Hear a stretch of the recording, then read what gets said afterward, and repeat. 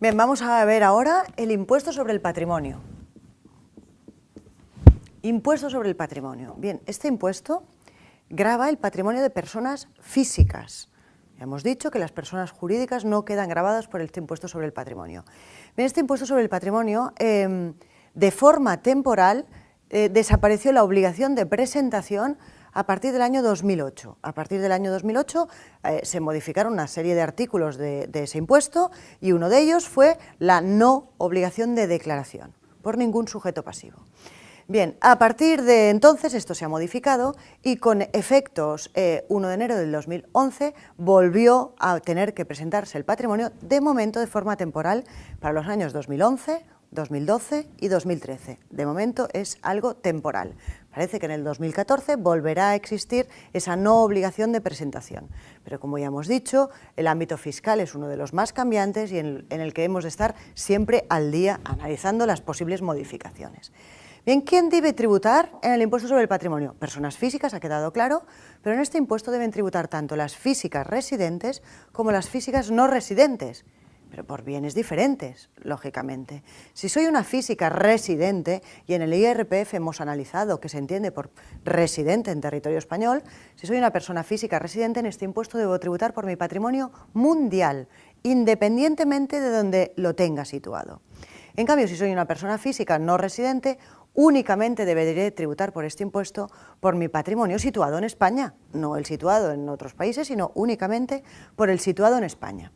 Bien, es un impuesto que se devenga siempre, sin ninguna excepción, el día 31 de diciembre de cada año. El día 31 de diciembre de cada año yo he de ver qué patrimonio tengo con determinadas cautelas y eso es lo que yo debo declarar. Mi patrimonio neto a 31 de diciembre de cada año, siempre que esté vigente ese impuesto. ¿El patrimonio neto qué va a ser? Pues yo tendré que valorar el valor de todos los bienes y derechos de los que yo soy titular y que tengan contenido económico. Cualquier bien o derecho del que sea titular una persona física con contenido económico debe valorarse. Bien, este es un impuesto absolutamente individual. Aquí no hay ninguna posibilidad de hacerlo conjunto. Y yo he de declarar mi patrimonio personal y si estoy casado, pues mi cónyuge su patrimonio personal. No hay posibilidad de hacerlo conjunto. Es un impuesto siempre individual. Bien, pues deberé valorar los bienes y derechos de los que soy yo titular a 31 de diciembre de cada año. Esto de 31 de diciembre es imprescindible tenerlo claro, porque es siempre 31 de diciembre. Supongamos alguna persona que fallece, vamos a poner un caso límite, el 30 de diciembre. Alguien que fallezca el 30 de diciembre no ha de hacer el impuesto sobre el patrimonio de ese año porque el 31 de diciembre no tiene ningún patrimonio, ha fallecido. ¿Eso quiere decir que el patrimonio de esa persona ya no tributa? No, quiere decir que el patrimonio de esa persona se ha fallecido el 30 de diciembre, el 31 de diciembre estará en poder de sus herederos, sean los herederos los que deban tributar por el patrimonio del fallecido, porque el fallecido 31 de diciembre ya no puede tener un patrimonio a su nombre. O sea que es un impuesto de devengo instantáneo, siempre 31 de diciembre. Y yo he de valorar todos los bienes de los que soy titular que tengan contenido económico, bienes o derechos. La ley del impuesto sobre el patrimonio me va especificando, la mayoría de los bienes o derechos de los que yo soy titular me va especificando cómo deben declararse, qué valor debe declararse. Por ejemplo, por poner un ejemplo, las fincas. Los inmuebles, ¿cómo debo declararlos? Pues el impuesto sobre el patrimonio me dice, debes declarar como valor de bienes y derechos, en el caso de un inmueble, el valor más alto entre tres, el valor catastral, el valor de adquisición, cuando lo compraste, qué valor indicaste ahí, o el valor comprobado, si es que tuviste una comprobación de valores y tú declaraste un importe y ellos consideraron que era otro, pues ese, el mayor entre estos tres, catastral, adquisición y comprobado. Ese es el que deberé declarar en el caso de un inmueble.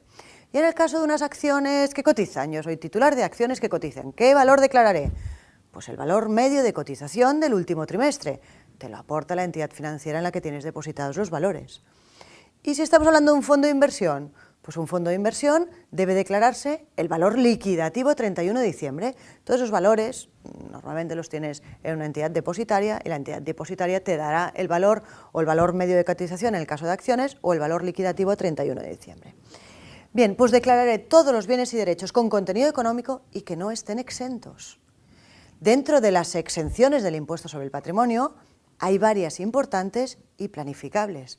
Una de las primeras exenciones, que es importante, sobre todo en el ámbito financiero, es que dentro de los bienes o derechos con contenido económico hay uno que no he de declarar, porque queda exento, que es los derechos consolidados de planes de pensiones. No deben declararse en el impuesto sobre el patrimonio, quedan exentos. ¿Y por qué? Porque los bienes y derechos de un plan de pensiones, los derechos consolidados, de un plan de pensiones, no tienen contenido económico líquido. Yo no puedo rescatar el plan de pensiones cuando quiera, sino solo cuando suceda la contingencia. Por eso queda exento del impuesto sobre el patrimonio. ¿Hay alguna exención más? Pues alguna exención muy importante. Hay una exención de la vivienda habitual, con unos límites, depende de la comunidad autónoma donde tenga mi residencia, habrá un límite u otro. Pero hay la exención más importante del impuesto sobre el patrimonio, la más importante, es la exención de la empresa familiar.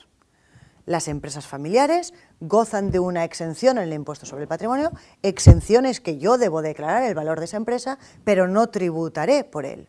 La empresa familiar queda regulada, que se entiende por empresa familiar en el impuesto sobre el patrimonio.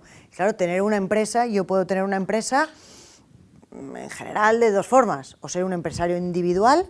Si soy un empresario individual, tendré el valor de los bienes o derechos que forman esa empresa y si cumplo determinados requisitos, ese valor quedará exento de patrimonio.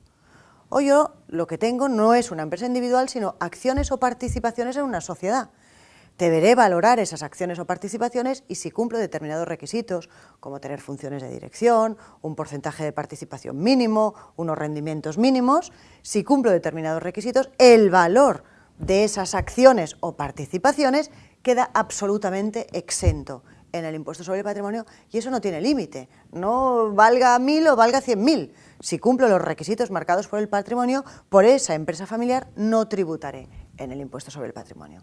Bien, pues yo deberé valorar todos los bienes y derechos con contenido económico, los exentos los valoraré en la mayoría de los casos, pero no tributaré por ellos, y podré descontar las deudas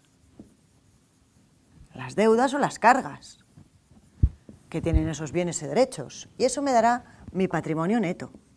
En todas las deudas que yo pueda acreditar son deudas deducibles, todas las que pueda acreditar. Por ejemplo, cuando yo hago el patrimonio, si la renta me sale a pagar, pues será una deuda deducible, ¿eh? O tengo una hipoteca, o tengo un préstamo personal, pues todo eso serán deudas deducibles. Y eso me dará mi patrimonio neto. Pero yo no he de tributar por mi patrimonio neto, porque hay un mínimo exento. El mínimo exento es el mínimo por el que no se tributa. Yo, en principio, solo deberé presentar la declaración de patrimonio si supero ese mínimo exento. Si no, en la mayoría de casos, a no ser que tenga un patrimonio bruto muy elevado, en la mayoría de casos ya no he de presentar la declaración de patrimonio. ¿Y ese mínimo exento cuál es? Pues ese mínimo exento es una de las competencias de las comunidades autónomas. Deberé mirar en la comunidad autónoma donde tengo mi residencia para determinar a partir de qué cifra tengo la obligación de presentar o no presentar el patrimonio. Pero recordemos que he dicho que siempre individual, siempre individual. Por ejemplo, yo tengo un inmueble a medias con mi marido y el inmueble, el valor de adquisición, que es el más alto de todos, son 300.000. Pues él tendrá que declarar 150 en su declaración y yo 150. Y a partir de ahí determinar si tenemos obligación o no en función de si superamos o no ese mínimo exento marcado por la comunidad autónoma.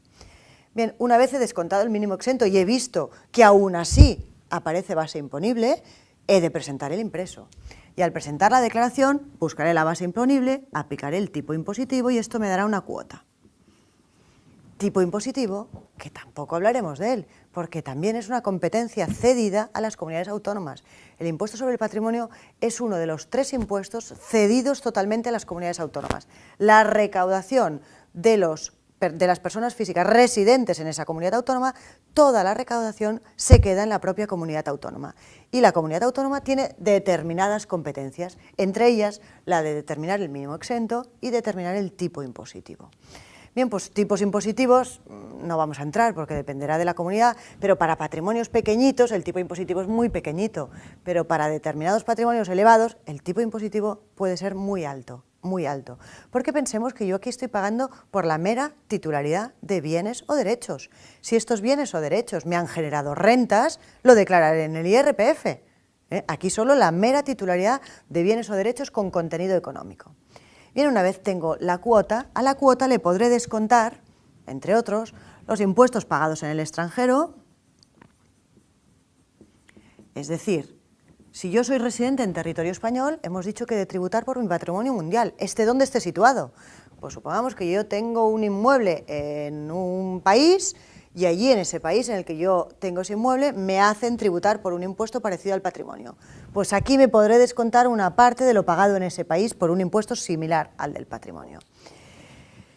La segunda apartado que puedo restar y que es importante es el límite renta y patrimonio.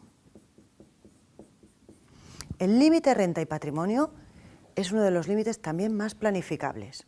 Te está diciendo, acabamos de ver, que este impuesto es la mera titularidad de un patrimonio, la renta es la obtención de la renta. Pues este límite te está diciendo, entre lo que pagas de renta y lo que pagas de patrimonio, entre los dos impuestos, no puedes pagar más del 60% de tu base imponible de renta, ¿sí? La base imponible general de renta. No puedes pagar más del 60%.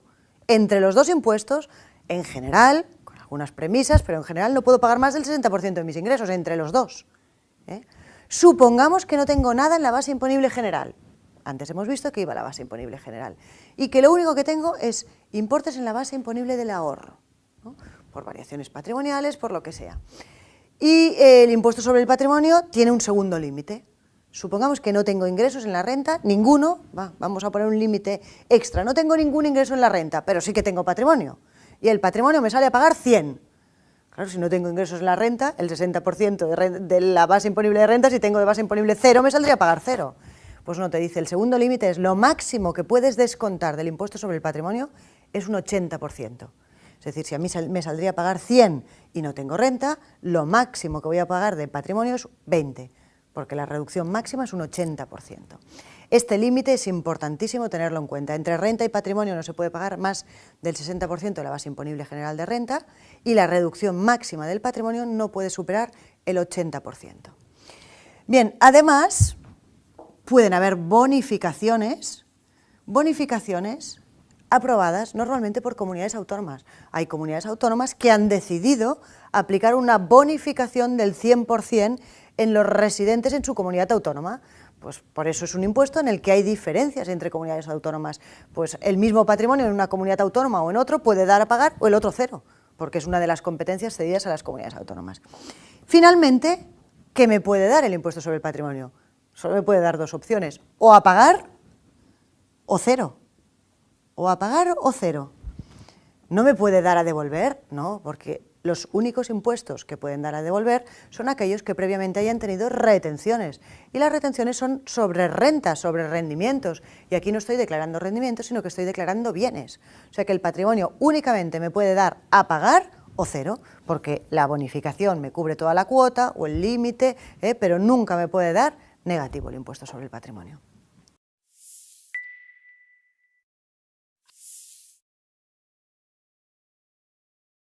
Siempre, sin ninguna excepción, el día 31 de diciembre de cada año. El día 31 de diciembre de cada año yo he de ver qué patrimonio tengo con determinadas cautelas y eso es lo que yo debo declarar. Mi patrimonio neto a 31 de diciembre de cada año, siempre que esté vigente ese impuesto. ¿El patrimonio neto qué va a ser? Pues yo tendré que valorar el valor de todos los bienes y derechos de los que yo soy titular y que tengan contenido económico, cualquier y 2013. De momento es algo temporal. Parece que en el 2014 volverá a existir esa no obligación de presentación. Pero como ya hemos dicho, el ámbito fiscal es uno de los más cambiantes y en el que hemos de estar siempre al día analizando las posibles modificaciones. Bien, ¿quién debe tributar en el impuesto sobre el patrimonio? Personas físicas, ha quedado claro, pero en este impuesto deben tributar tanto las físicas residentes como las físicas no residentes, pero por bienes diferentes, lógicamente.